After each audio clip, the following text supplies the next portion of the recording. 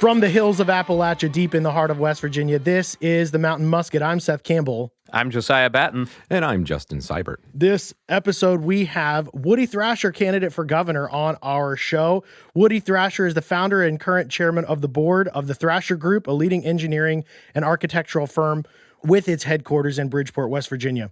In 1983, Mr. Thrasher started Thrasher Engineering in Harrison County with his father, Henry, and one employee.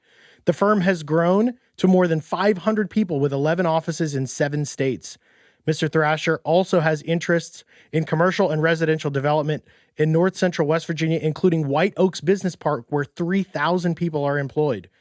Mr. Thrasher is a graduate of West Virginia University and was chair of the Alumni Association. In 2000, he was named Entrepreneur of the Year by Ernst & Young. He also serves as an officer on the Executive and Financial Committee for West Virginia University Hospital.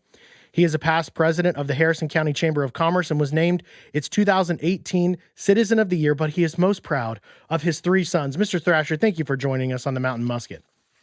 It's absolutely my pleasure to be here today.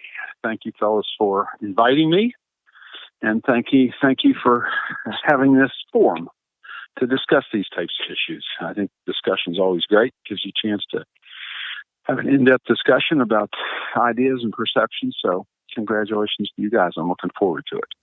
Well, let's jump right in here. For those who may not know anything about you, could you just kind of orient us a little bit on where you line ideologically and politically? So if I sketch out a line for you with moving from left to right, Bernie Sanders all the way on the left and Obama to his right and Clinton, then Bush, then Reagan, and then all the way on the other right-hand side is Ron Paul. Where are you putting yourself on that spectrum?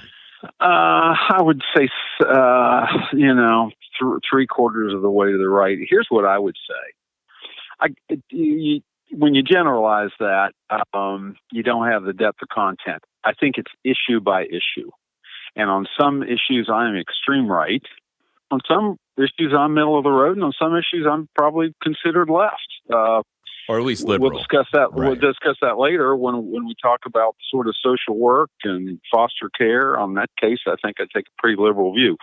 When it comes to right to life, I'm extreme right. When it comes to Amendment 2, I'm extreme right. I think there's some basic fundamentals that we have to stand up for, regardless of how society perceives them. At the same time, I think you have to have heart and compassion for people. It's Christ has called us to do that. Yeah. Did you vote for President Trump in 2016? I did. How do you feel about that decision now? Again, not that it's bad inherently. We're just curious. No, I think I got to tell you, I think it was a great decision, and the more time that goes on, the more I think this has been a wonderful thing for the United States. The personality of Donald Trump is flamboyant, to say the least. When he was on The Apprentice, I was not a fan of that show. Mm-hmm. When he took over as president, I had some concerns. Yeah.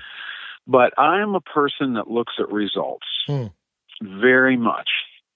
And as I have observed results in his actions, I have had a transformation in how I feel about him. He has been, I think, one of the most competent leaders of the United States in our lifetime, okay? You look at how people have been positively impacted across our country. I mean, come on, the lowest unemployment in 50 years. Yeah. Mm-hmm. The lowest unemployment among Hispanics, minorities, women. There are opportunities because we've got a huge problem with, wage disparity, okay? This kind of activity helps narrow that gap. So I just really applaud it from that perspective. So let's suppose that he's reelected, and that you win the governor's mansion in West Virginia. I like the sound of that. All right. What will you do ideologically, or what will you stand for ideologically that you feel is not being stood for under a justice administration? Well,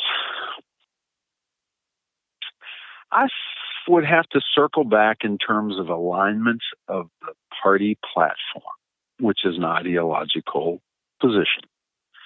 there are some fundamentals within that platform that our governor is completely out of step with. I'll be specific. Yeah, we agree. It calls for a reduction in taxes. And I think that's very important if we're going to attract business and industry to West Virginia. I think it's hugely important not to have tax increases. Yep. Yeah. So I think that makes sense. This governor proposed the largest tax increase in the history of the state. He spends money frivolously. He over projects what our income levels are going to be, and then has to ratchet things down or get monies from other sources of government. So I think he's out of step with that.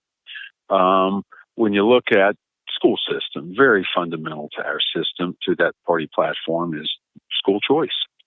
We're 17th in funding and 49th in performance, and what we get out of this governor is 3 charter schools once every 3 years that aren't even going to be put into action probably within that. It's just been a miserable compromise relative to school choice. I think school choice is important. I think West Virginia needs it. I don't think it is any way fair for a kid that lives in a school district that isn't performing, of which there are many, and that person doesn't have a choice. I don't think that's fundamentally fair. I'm an advocate of right to work. I think it's good, positive legislation. I know it helps recruit business into the area. In the end, I think it is an upward push on the economy. Government does not support it. Can you expound on your school choice position, and what do you think school choice would mean for the state? Well, as I said, I'm a businessman, all right? So I measure things that way. We're 17th in funding, 49th in performance. Anybody's going to look at that and say, why? And I've got some theories on why. I think we're administratively top-heavy. And so I think we need to reshape how we spend money on education in West Virginia. And I think it's very important for more dollars to trickle down to the classroom. I think classrooms do not have sufficient funding. Teachers do not have the wherewithal to have the resources they need to educate these students. There are a number of things that we need to do at the classroom level, and I think we spend too much money on top-tier administration. So, as someone who is results oriented, are you someone who would equally support private education, homeschool education, as well as public education? Absolutely, because of the results speak for themselves. Whatever the results are. Listen. I fundamentally believe, I try to get a lot of things through my kids' head, one of which is, as you grow up, make sure you maintain as many options in life as you possibly can. Do not allow yourself to be squeezed into a very narrow world. Well, that's what our educational system is. It's a one-size-fits-all. And our society is not one-size-fits-all. There is room for multiple ways to educate children very effectively. Now, when I say that, they have to be accountable. It just can't be willy-nilly. We have to make sure that whatever method of education is being delivered, whether it's homeschooling, private schooling, charter schools, they have to be accountable. We've got to make sure that they're performing. But if they are, the more the better. Would you propose any additional restrictions or regulations on families who homeschool or private school, like any additional restrictions or regulations that to the ones that currently exist? To be honest, I don't think I know those regulations well enough to be very specific about those issues. I appreciate that answer. I have observed an awful lot of homeschool kids that have been awfully successful. Yeah. I know there are some people that grumble that maybe the accountability isn't there, and I think that's a reasonable request to have accountability of homeschoolers. But I certainly have seen tremendous amounts of success in that form of education delivery. So I can actually clear that up, I think. And so my youngest child is actually going to be, my oldest child is going to be testing, doing some of the mandated testing for homeschoolers. So the way that works right now, at young ages anyway, is that we just take the tests, the same tests that kindergartners, first graders, second graders would take in public schools. And then as you get older, you have to take the same standardized testings throughout middle school and high school. You can also put together a portfolio. Yeah. So those are your basic two options. But I think that's a really honest answer. Like, a lot of people don't know that we are actually, homeschoolers are held to the same standard that public schools, and consistently, generally, outperform. Obviously, there's these horror cases. I've seen it. You've seen it too, Mr. Thrasher, where these parents, instead quote unquote homeschooling. Yeah, quote unquote homeschooling, and they're not. It's horrible, but I think it's a good, what you said about diversity. I wanted to talk about how that is something a lot of people, when we talk about school choice, they don't understand what we're talking about. We agree with the progressives and or the classical liberals and the left generally that people are diverse. We're not one size fits all. We're not all square pegs, and we can't all fit in a round hole. Right. So right. I think that's something that I wanted to highlight. That's a really interesting stance from a conservative politician that I think a lot of people think we don't have that nuance, right? Well, I think a lot of conservative politicians fundamentally believe in freedoms. And that's what's a beautiful thing about our country is, and quite frankly, the reason why I think the Democratic Party has gone way off into extreme left socialism, which I am not a favor of. Mm-hmm. No, I think a lot of conservatives like these fundamental freedoms. And again, you got to have accountability. You got to make sure that the performance is there and these kids are getting the education they want, and then you support it to the fullest extent. Yeah, we don't want to. Here's the deal: we shouldn't be driven by the system. We need to be driven by the results.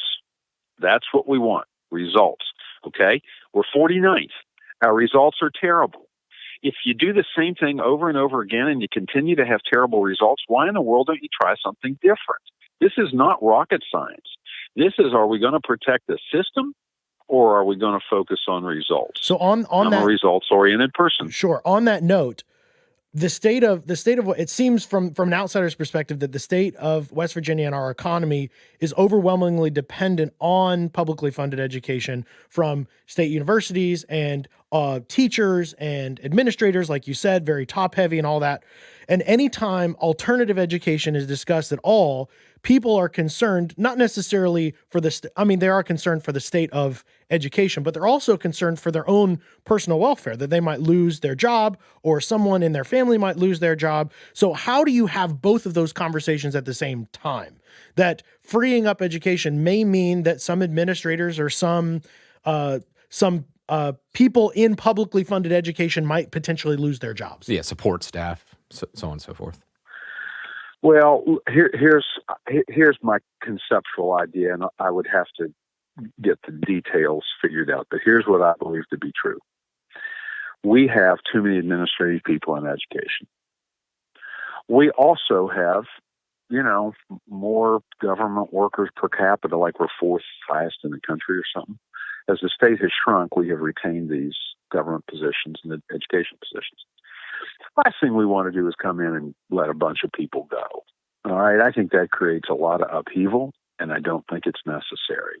What we do want to do is put us on a track where we are moving in the right direction. And if we have excessive positions, they need to be reduced as people retire out of the system and, so through natural attrition.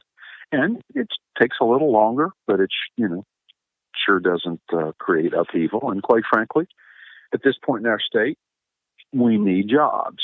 And so we want to be careful about arbitrarily eliminating them. What we do want to do is thoughtfully reduce them. Right. So that's something I've talked with a lot of people about, and people don't seem to understand. One, if we restructured the way some other states have restructured, education still works, that we can accomplish not only a strong state education, but still allowing others to have school choice. Everyone thinks there is a dichotomy, Mr. Thrasher, but we would actually agree with you that there isn't necessarily a dichotomy. And if you have a choice, then like you, I think most people, at least most West Virginians, are very results-oriented people, and they want to do what fits best. And if the public schools work, then they'll go to what works best. I always find it's good to listen to other perspectives. I regularly watch Fox and MSNBC. So when you ask what extreme I is, I try to capture the whole gamut and then separate fact from fiction. The other side says, look, our public education is strained for resources as it is. Are you really going to water down the money we have? Are you really going to do that? And that's, I think, a legitimate point. I think it's important to make sure that we're supporting public education everywhere we can, but that doesn't necessarily mean that it's a monopoly. Mm-hmm. Yeah. So you mentioned sort of this top-heavy administration, and one of the things that factors into the difficulties we face in education is we have thousands, at least over 1,000 kids in our schools who are homeless. And we have this foster care crisis where we have kids who are not taken care of. What do you think diversification, kind of addressing top-heavy systems, looks like in our foster care system? Well, I just think that's flat busted broke Mm-hmm. and needs totally, corrected. Yeah. Look, guys. Here's the deal. So across this country, there has been an 11% increase in foster care across the country. There's been a 67% increase in West Virginia. Mm-hmm. 6 times the national average. Okay, and kids that go to foster care, by and large, don't have grandmothers that look after them. And I would suggest too that West Virginia has more grandmothers per capita than anybody. Yeah. So this thing is so bad, and I am so frustrated because that is the number one issue relative to the drug culture. Mm-hmm. The number one issue relative to the drug problem are these children. All right, they are unquestionably the true innocent victims here. And governor was in office 1,000 days before he even mentioned the drug crisis. Mm-hmm. His response was, let's get jobs for recovering addicts, which is wonderful, but totally insufficient. There was finally legislation to sort of help out these social workers at DHHR. This is where I'm a little bit on the left side. Okay. You've got these social workers at DHHR that don't make squat. Right. Work under incredibly stressful situations. As you say, they've got kids in their back seats at midnight trying to figure out where that kid's going to spend the night. All right. That's a tough job. And what they pay, and that's why we have this burnout rate. And did we do anything about it? No, we ran out of money because the governor projected more money than we actually had. And well, sorry. So let me tell you, again, I'm a business person. I look at results. Here's one thing you can bank on. Those kids are going to cost this state a bloody fortune, because if we don't deal with them today and get them to be productive citizens, they're going to be subsidized by our society, and we can't afford it. Yeah. Not only from a humanitarian perspective, that this is an individual created in the image of God. That's right. Mm-hmm. Who deserves to have every opportunity that every other kid does. Put that aside. Amen. And now let's talk about the business part of it. It's going to sink the state. Yeah. I mean, Yeah. it's huge. And what are we doing about it? Nothing. And it's not their fault. We talk It's about not, it. It's not these kids' fault. Yeah, What they did don't they know. do? Oh, It's talk so about sad. innocent victims. Yeah, that's right. If you do a deep dive into that, I did a bit of a deep dive. It'll break your heart. Mm-hmm. So, what do you think about the possibility of freeing up faith-based families and organizations to help contribute to addressing the foster care crisis? Currently, we have quite a few regulations that present barriers to a church or to faith-based organizations that might want to help address this but can't. So, a former youth pastor at a congregation that I attend, a guy by the name of Chris Campbell, Mm-hmm. has a Christian counseling business, Yeah. but is very involved in dealing with youth that are impacted through these things, a variety of other things, called the Shield. So it's one of, I'm sure, many, many examples of faith-based organizations that are out there trying to do what they can. Now, okay, so I'm an engineer. Chris is an engineer by training, so I think Chris is pretty good, pretty confident. I figure Chris does it about as well as anybody does. He's a real solid thinker. But here's the deal. As Christians, we're called to help our fellow man. And I know of no greater place that would have, to me, a better reflection of what we're supposed to do as believers than for faith-based groups to become involved in this drug crisis. Amen. Mm-hmm. Yeah. There are all kinds of different levels that they can do that in. It can be relative to the addicts. My middle son's involved in United Way. He's kind of young and coming up, and they've got this thing where they bring in grandparents who are raising kids, and they do something for them every month. And people pour in. Mm-hmm. So there's all kinds of opportunities. Here's what I think would be great, is get some coordination to it. because, there are some folks that are doing it better than other folks, and so those folks can learn from the folks that are doing it really well. And the state facilitate, not take responsibility for, but facilitate great communication between these state-based organizations addressing prompt issues across the state. I think it's an untapped, what we have in West Virginia? A whole lot of people love West Virginia. Like when I was Secretary of Commerce, I got all these retired executives that said, give me something to do. These are people that are at the top of the top. Yep. Well, the same thing happens with faith-based. We need to put volunteerism to work in West Virginia because we can make the argument that, look, everybody, we need it, okay? We don't have to argue the need. Now, you be part of the solution. And I think we need that whole sort of a wake up here, and it is a wake up, that we're in trouble. We need to do things differently, and everybody got to be part of the solution. And then try your best to be successful at that. Yeah. Are you familiar with Faith Bridge in Georgia? I'm not. It's a faith-based organization. They address largely almost the whole foster care system for the state of Georgia, and it's based out of a church there. And what they essentially did was, and Seth can comment on this a little more than I can, but they formed an agreement with the state. We will handle these foster care kids. Let us, as the church, do it. Hold us accountable. Okay. If we get it wrong, take them out. Yeah, I am familiar with that. Okay. Yeah, Chris Campbell actually showed me a chart where that functions in Georgia. It's kind of the role model, isn't it? Yeah. Yes, yeah. So basically, this Faith Bridge organization, which is an arm of a church down there, they recruit, they hire, recruit, hire, fire, whatever, all of the social workers, even the foster families. Yeah, they interview and hold the foster families accountable. And all the state does, like you were saying, the state just facilitates and oversees Faith Bridge. And there's much more accountability within Faith Bridge as opposed to a state bureaucracy trying to hold all those people accountable. And they have seen their foster care they've seen a rise, and the reason we asked this question, they've seen a rise in faith-based families not being afraid to take in foster care kids because they're not afraid of the foster kids being taken away from them because they prayed over a hamburger. Well, that's a beautiful thing.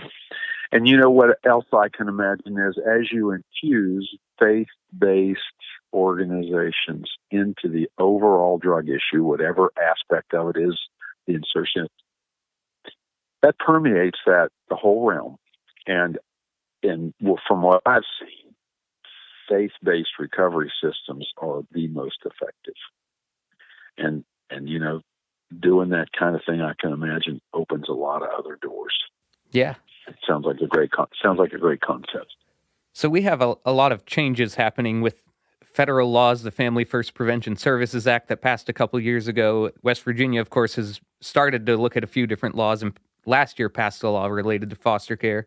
How would your administration prepare to comply with the sort of changing legal environment, the federal regulations, especially given that, I'm sure you're familiar, our DHHR has faced the threat of a lawsuit because of how we've handled our residential care system? Right. Well, as I have traveled across the state, I sound like a politician to say that, but it's the truth. As I have traveled across the state and talked to people from every realm of life in West Virginia, you'd be amazed how many foster parents come up and say, let me relate my story and my frustration with the system. Now, with that being said, it's hard to regulate that system. I mean, I realize that that's a very challenging thing to do, and there's, nothing's perfect, and so there's back and forth on stuff. But overall, I think we should make it easier for people to take in foster kids. I think some of the requirements are rigorous, which is okay, but we have to have a way to help facilitate it, training that's necessary, the time that's involved. And I think you have to compensate to a greater degree. I don't think you can take care of a kid on $600 a month. So I think we need to make some fundamental changes to make it better and more attractive for foster parents. And then, in the same vein, you have to make sure that those foster families are accountable. Yeah. Those kids are safe. That's right. And in a good, healthy environment. Right. And you have to increase your efforts as far as, checking to make sure things are working right. But I think you've got to make that a more attractive thing for people to participate in. What a sacrifice you make when you bring a stranger into your home. Sure. Yeah. Particularly a young one with challenges. Okay, do we want to make that even harder, put a financial burden on top of those people, make a huge time-consuming requirements? There's a point where people say, I give up. Yeah. Particularly And so we need to make it particularly a easier. faith-based barrier where you scare people of faith away who are afraid that depending on who's in the governor's mansion, we may or may not have this kid taken away from us, depending on how someone reads some random regulation about religion in the home or whatever. Yeah.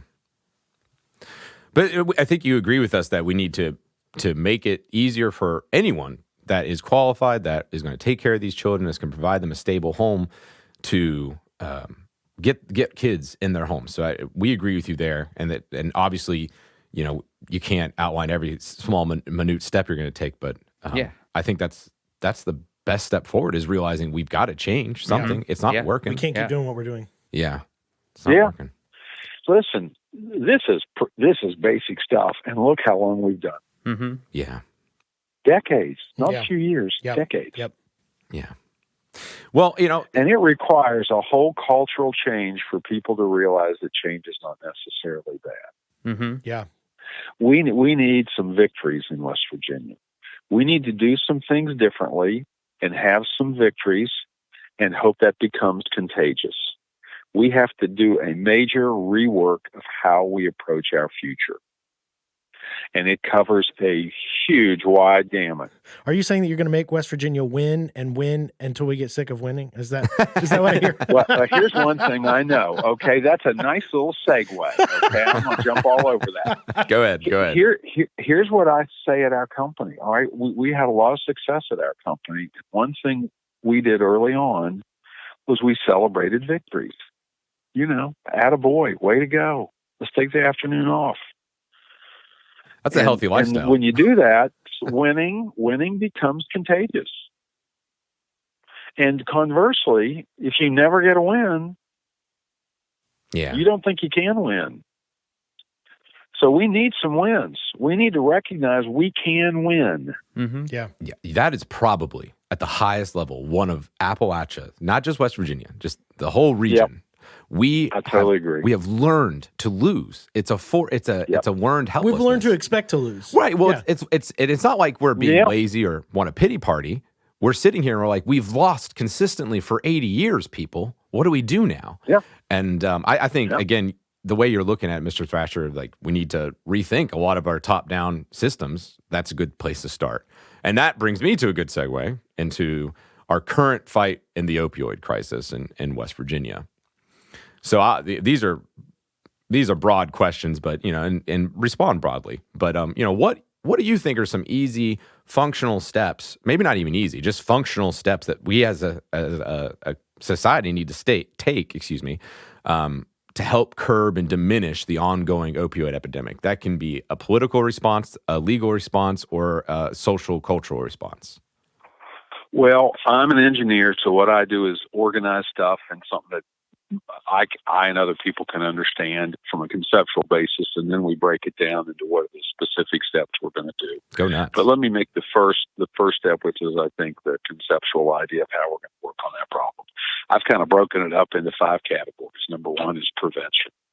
We have got to work on children at the youngest age, not in middle school, but pre-kindergarten, to educate children why they don't want to take drugs. We also need to educate West Virginia kids on how to be healthy. We're not going to change an adult, but you might change a kid, and we need to start. It's crazy for us to be the unhealthiest state in the union. Need to change that. We do it by starting with kids. Drug culture, same thing. Next thing, you got to deal with this first responder. You got to support him. You got firemen and policemen that go out there and Narcan people on a daily basis, sometimes the same person, multiple times in a week. Mm-hmm. Let me tell you, talk about losing your compassion. After a while, that's pretty tough work. Yeah. It takes a special person to be able to do that over and over again. So these first responders need to be supported. Next, we need real treatment facilities scattered across the state. We don't have hardly any. They were in Huntington, Charleston, new one opened up in Martinsburg. Now, there are private facilities around, but we need to have facilities that accept Medicaid scattered across the state. An addict in my hometown of Clarksburg is not going to go down to Huntington for treatment. It's not going to happen. And so we need to bring, and it sounds great, but we need to bring this to the addicts. It's not like we're catering to the addicts because, listen, this problem is not going to go away. All right, it is here, and as a society, we had better accept that and deal with it because it's not going away. So we got to have treatment systems. We got to have them scattered across the state where they're accessible to people that have the problems. We have to have long-term support. These things aren't 2-month fixes; they're 2-year fixes or beyond. And so we've got to have those long-term counseling, medication, whatever. Again, not one size fits all on how addicts recover. We've got to have long-term support. Finally, and number one is we got to do what we talked about earlier. We got to work with these kids of addicted families, the true innocent victims that you see totally dysfunctional in our, current foster care system. Right.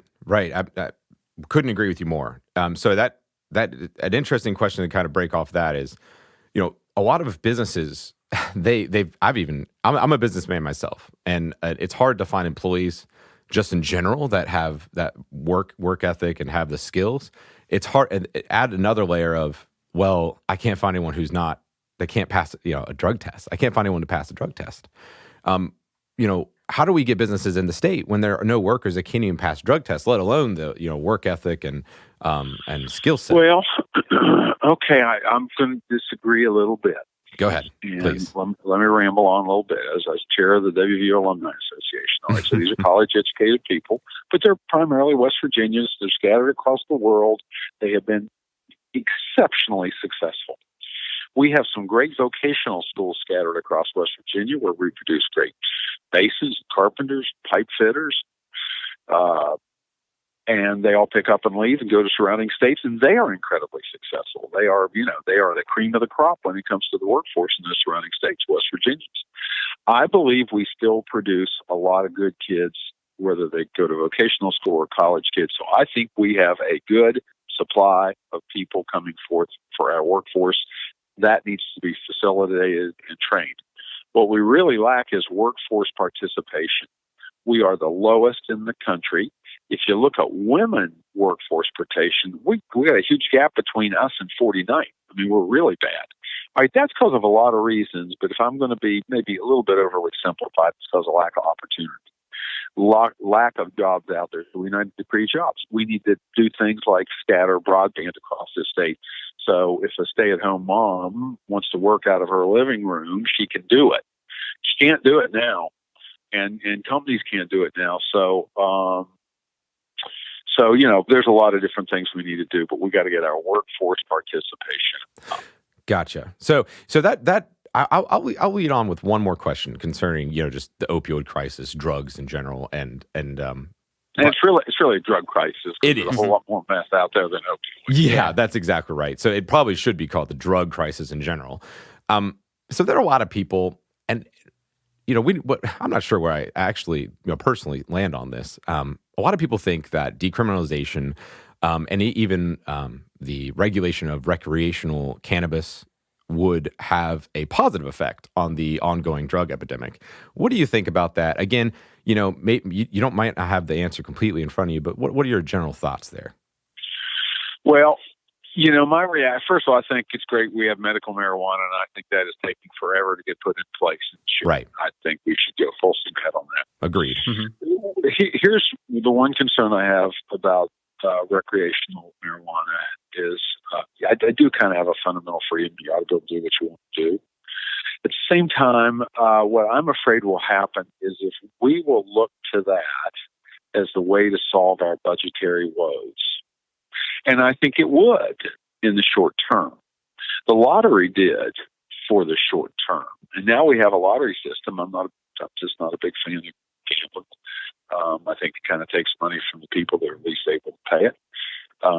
And so I have real concerns about that being used to balance the budget, that being the reason I don't think that's good fiscal wouldn't that problem essentially be solved by just diversifying the economy? Like Right. throw And that's my point. regulated. It's going to have sure. it'll have long-term effect. It will only get better while the other will go down.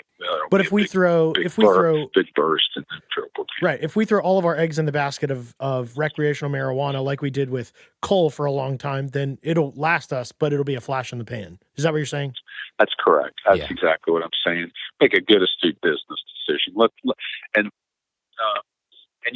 that's absolutely the key. I'm glad you used the word is lack of diversification. We're still a resource extraction state, and I'm glad we recover resources from the state, but we should not have all our eggs in that basket. And we just haven't done a thing for 10, 20, 30, 40 years. We just haven't done anything to diversify. And we should, and we could if we worked at it. But you got to have a plan. Mm-hmm. You got to do it day in, day out. Then you got to hold people accountable. And how are we doing? And if we do that, we'll have some results. But we don't work on it now. Yeah. So I think the decriminalization is, one way to look at it, for looking to potential for this, making those civil infractions for cannabis. But that's not the problem we're having. We're not arresting people, at least in West Virginia, left and right for having baggies of pot in their pockets. We're arresting them for injecting heroin in front of their children, and in the car. So right. I think that's a red herring a lot of people bring up. And plus, I agree with you. One, we should never put all of our eggs. Wow, I can talk today. Any of our eggs into one basket. That's just dumb in general. That's a bad decision for business, life, breathing. Don't do that. But I think a lot of people think that this is going to be like a miracle drug. I think this is a pseudoscience. Like, well, if they can get high off pot, which has no negative side effects, that's wrong. Then they won't get high off of heroin, meth. But guys, pot is nothing compared to meth and heroin. I personally never done meth or heroin, but I'm pretty sure it's not the same. That's why I want to scream and shake at people, Mr. Thrasher. I'm sure you're. I think there's a big disparity, and of course, people have strong opinions on either side of that. Yeah. I don't think we need to overly regulate society, but I think again, the Lord gives us the opportunity to make our own choices. Well, of course. Hopefully, you make good choices. And I don't think it's government's role to regulate everything, about how people behave. Now, I think it's government's responsibility to protect life, and that's why I'm a strong right to life.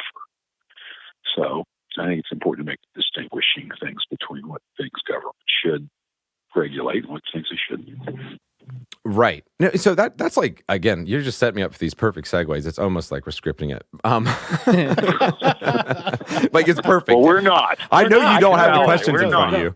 That's the funny part. Like you actually don't have them and you're just giving me all these perfect segues. So the government doesn't have to regulate everything. And I agree on that because we're conservatives. And I did want to point out, this is a little aside, just from my opinion, if it matters, caring about kids in the foster care crisis or the drug crisis, that is not liberal. I don't think that's even left a little bit. I think that is the most conservative thing any politician can do. And here's why. Because conservatives care, they protect the most innocent people, or excuse me, the weakest and innocent people in their society. The first rule of law is do no harm to innocents. And if we're letting kids be abused by parents that are taking drugs and abusing them sexually in the worst cases, the state ought to, and I believe is created by God to do that. So I think you're right. I think conservatives absolutely buy in that. They're fiscally conservative often. Yeah, sometimes that gets in the way. I got to tell you how I look at this, and I'm going to be a little bit critical here. Go ahead. Slam them. You need a leader. Somebody has to make the decision. This is what we're going to work on.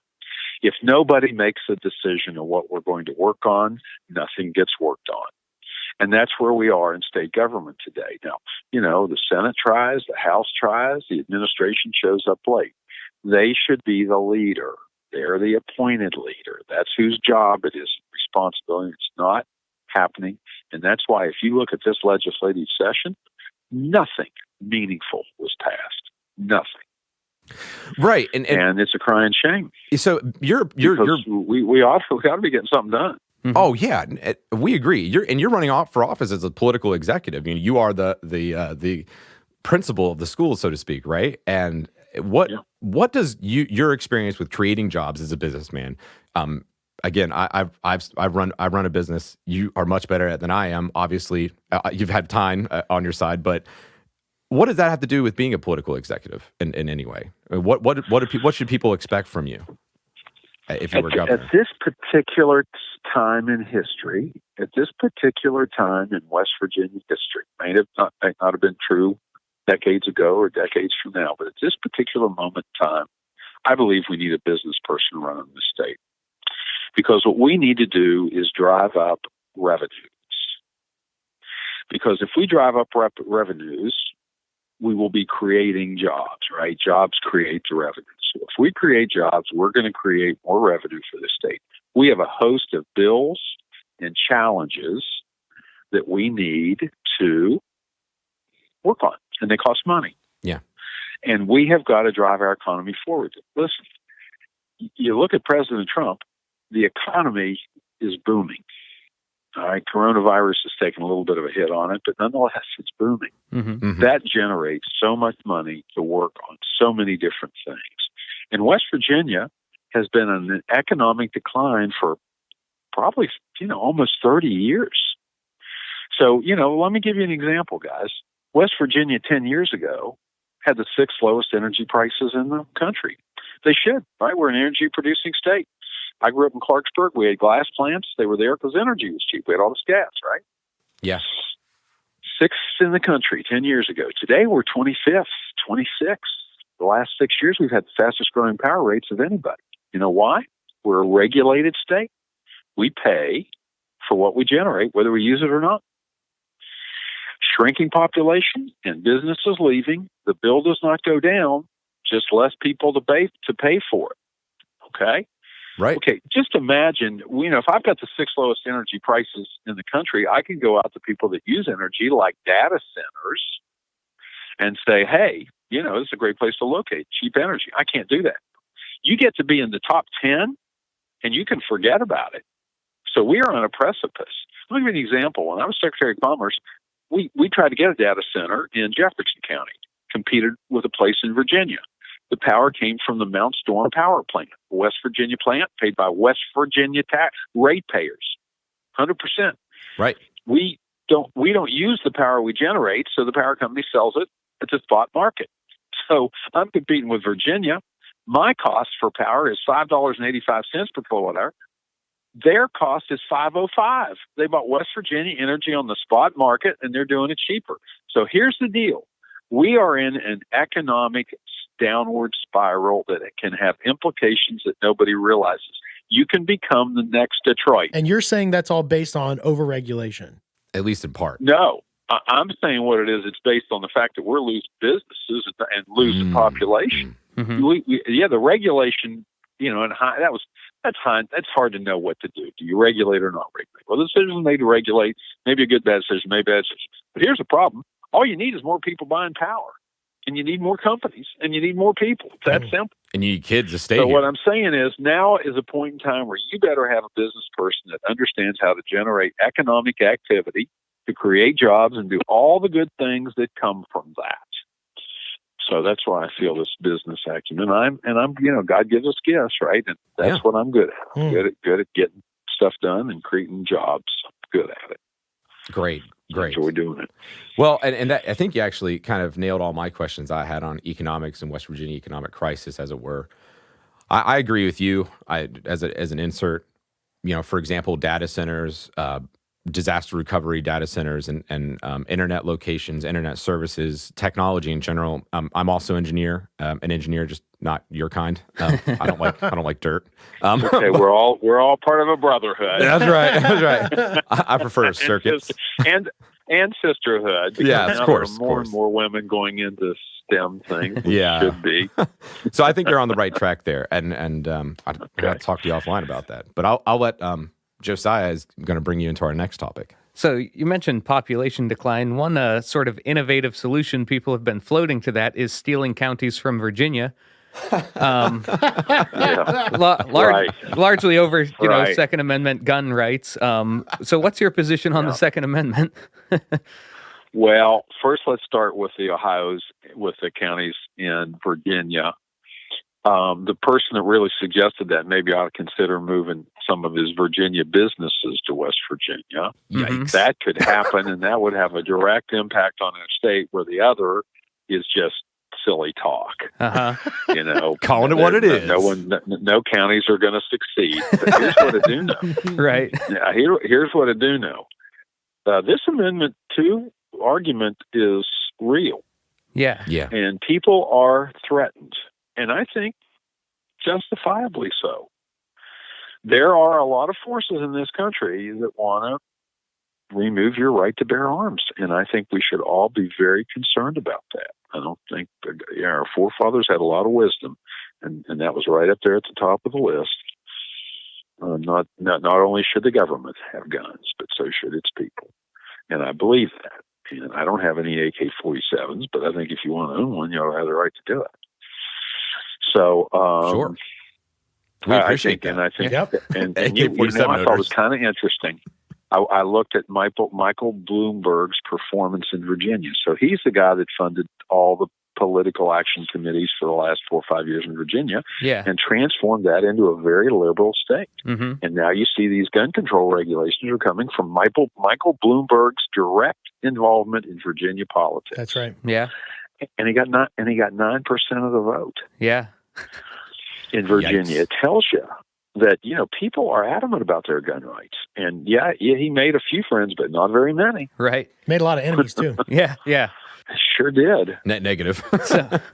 So if we Right. consider the possibility, worst case scenario, a federal regulation or a Supreme Court decision comes down that were to say perhaps ban all semi-automatic weapons. DC versus Heller was really only 2 votes away from that happening. So what do you think if there's a federal regulation or a Supreme Court decision that restricts gun rights?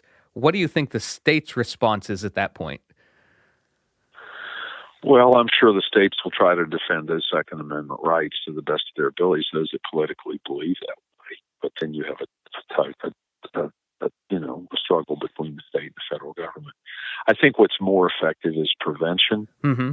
and to get out ahead of a problem rather than wait until it happens. Right. And so I think what we need to do is, work hard to educate people why it's reasonable to protect Second Amendment rights. It's not unreasonable, and convince the majority of people to agree with that. And I think if you have a reasonable discussion, you can do that. I also think President Trump is being extremely successful at populating the courts Mm-hmm. with people that do have conservative beliefs and, don't try to interpret the Constitution. They just try to implement it, right? Mm-hmm. And so I think that's that good preventative stuff President Trump's doing. He's getting the right people up that are sitting on the benches, and I think we're going to enjoy a lot of good conservative opinions for the next decades to come because of what he's accomplished.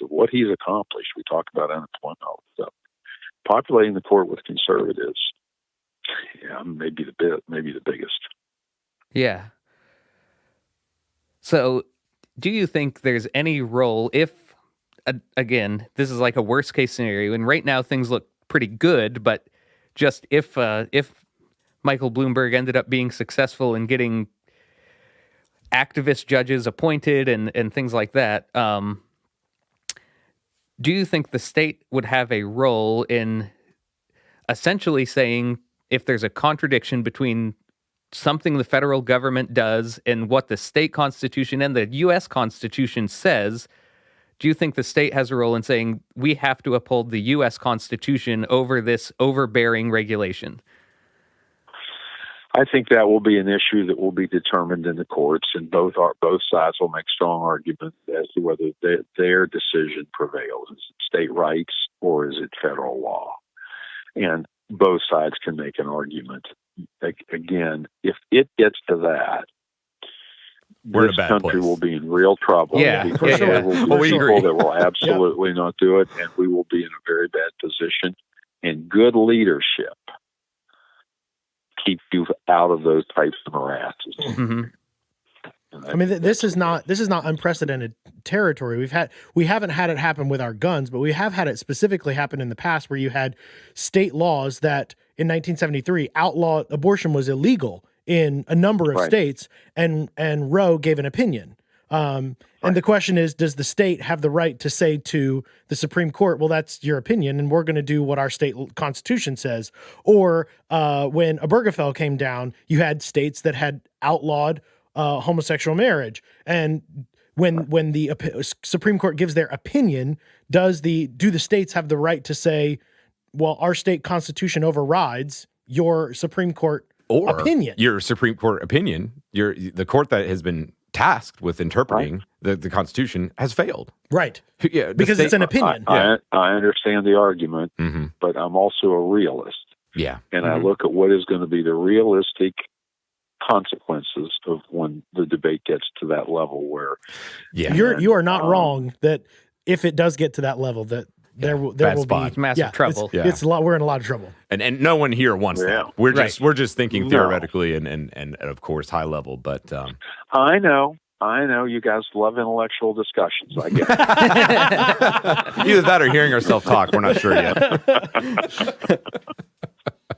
Which is a good exercise. I applaud you for it. It is. And speaking of, you just keep on setting me up for these beautiful segues. Speaking of intellectual discussion and discussion in general and discourse and freedoms and ideological freedom, President Trump has been, like you said, when you said you voted for him, I didn't. And now you look back and you're like, wow, this was a good decision. And I kind of agree with you. I'm like, yeah, wow, I'm really surprised at how well Donald Trump, of all people, I probably, actually I would. I'd sit down to dinner with him, but I would just be very quiet.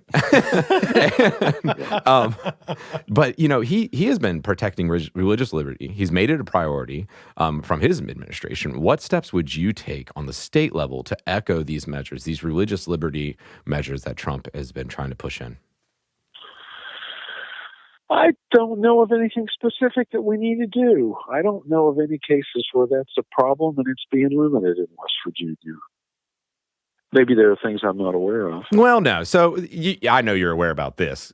This is not necessarily a huge problem in West Virginia yet. It is nationally, but I'll give you the background. So Fairness West Virginia, and as well as many other LGBTQ plus advocacy groups, have been going around to various states across the nation, small towns, large towns, the Denver, the Boulders, and then Fairmonts and Clarksburg, and they've been trying to work with both Democrats and Republicans to pass a fairness act of some sort in either their state and specifically in West Virginia.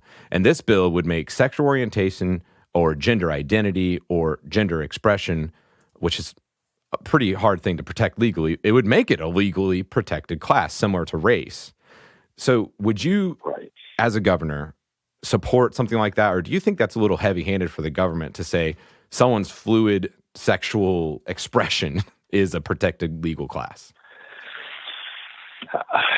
While I understand that the LGBT community feels that they are discriminated against and therefore need additional protection, they should not be discriminated against. They have rights to do what they want to do. We agree. Yeah. But I am cautious of creating what I'll call special rights for select groups. I kind of feel like that's already protected. I don't think it requires a whole nother level of protection.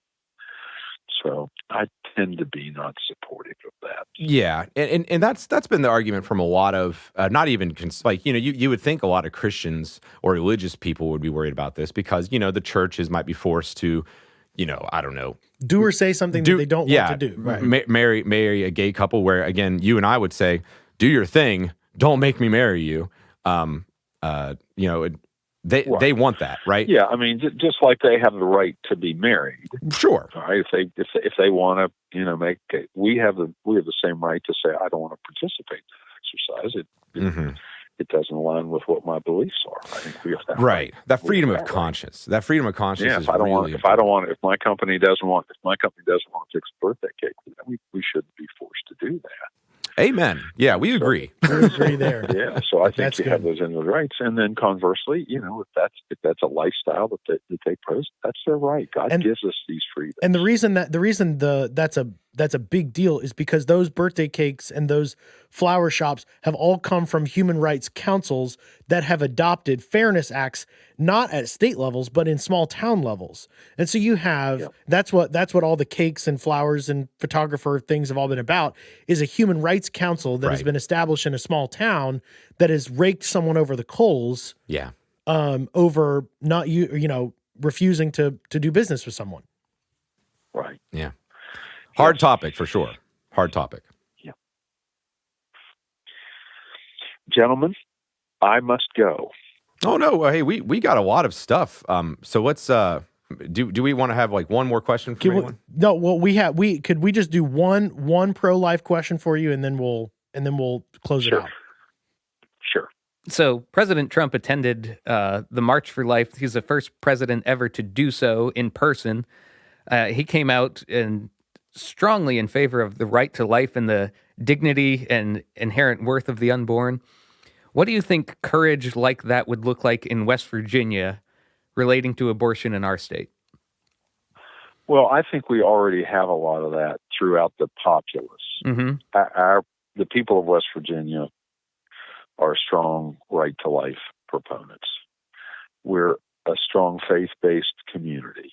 I think most people in that faith-based community look at every one of us, again, I said it before, we're a reflection of our Creator, and therefore have the inherent right to be treated accordingly. And that is the right to live. So I think within our society, that very much is part of who we are as a culture. Yeah, right. And I think any successful culture is always going to protect its weakest individuals, going to value life. That's going to be a successful culture that values life, I think. And that brings me to probably the last question we have for you today, because I know your time, and we thank you so much for just being patient with us. And, if I get elected to the West Virginia State House and I put a bill that banned abortion outright, stating that it was the deliberate destruction of human life, thus murder in the broad legal sense, would you sign it? Would you support it? Would you want modifications to that? Is that too strict? What are your thoughts there? I'd have to look at the specifics, but in general, if both a Republican-controlled House and Senate pass legislation, I don't think I would veto that. Amen. Amen. That's awesome. I would defer to them. I think they represent the broad culture of the state of West Virginia. Sure. Yeah, we agree. Reflective of what our culture feels. Well, like I said, we really appreciate you giving us the time to do this interview. We know you're a busy man. Where can people find out more about you? On our website, WoodyThrasher2020.com. And then we've got Facebook and everything else. So, but yeah, we'd love to have people involved in the campaign. We believe this is critical for West Virginia.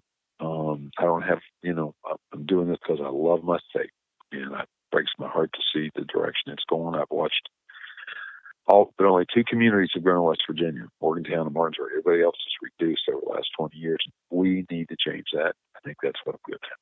And everybody needs to remember all the help we can get. Everybody needs to remember your name on May 12th. Is that right? That's correct. That is on the correct. Republican primary for governor. Okay. Right. Well, listeners, This has been Go ahead, very sir. Go enjoyable ahead. for me. It's been a good discussion. No, it's been very enjoyable for me. It's been a great discussion. Oh, we've loved it. We have loved it. We This have has been great. we have thoroughly enjoyed ourselves. Listener, make sure you check out Mr. Thrasher's page. Make sure you check out our Facebook page. Like and share our episodes. Be sure to rate us on your favorite podcasting platform. And remember the Lord. Fight for your families. Fight for your homes. This has been the Mountain Musket.